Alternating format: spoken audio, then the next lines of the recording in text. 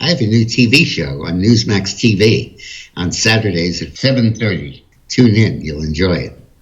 Well, my reading has moved on, and so will my history videos. I finished Andrew Roberts' gigantic and fantastic biography of Winston Churchill, Walking with Destiny.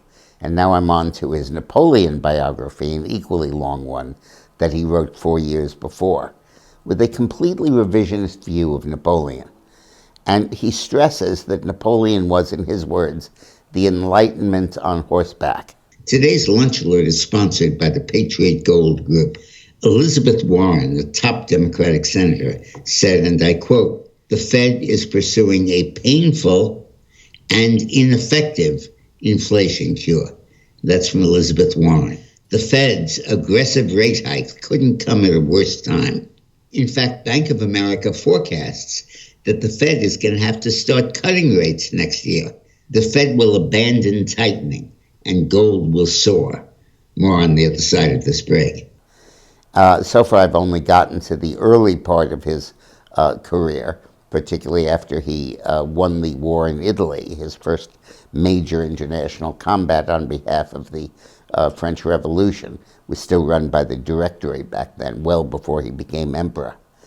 But he went throughout Italy replacing nation-states and monarchies with republics, setting up elected legislatures and freedom of media and freedom of the press and freedom of speech, and removing the church from its position of control.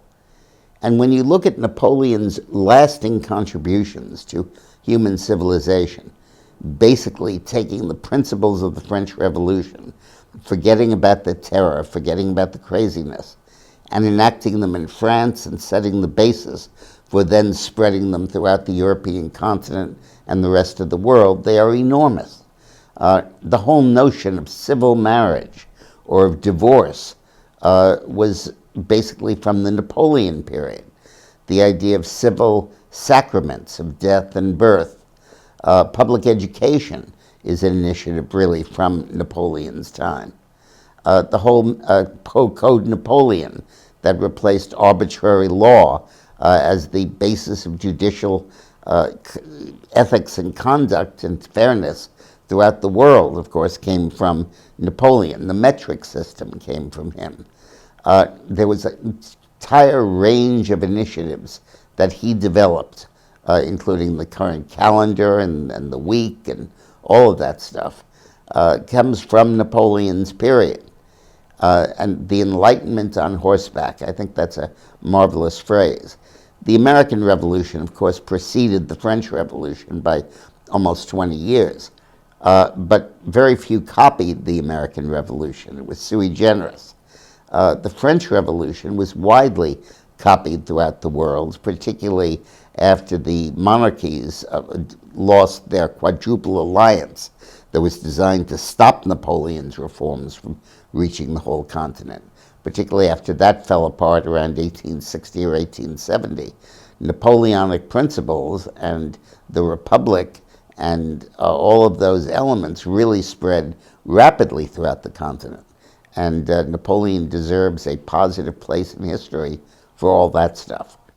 Today's lunch alert is sponsored by the Patriot Gold Group. With rate cuts already being discussed, which means no check on inflation, everything goes for economic growth and let prices rise as much as they want. It's time to call the Patriot Gold Group. Now, the Patriot Gold Group offers no fee for life IRAs to viewers of these videos, and they've extended that offer and lowered the minimum required to get in. So call the Patriot Gold Group and ask about the no fee for life IRA. Stay well, and thank you.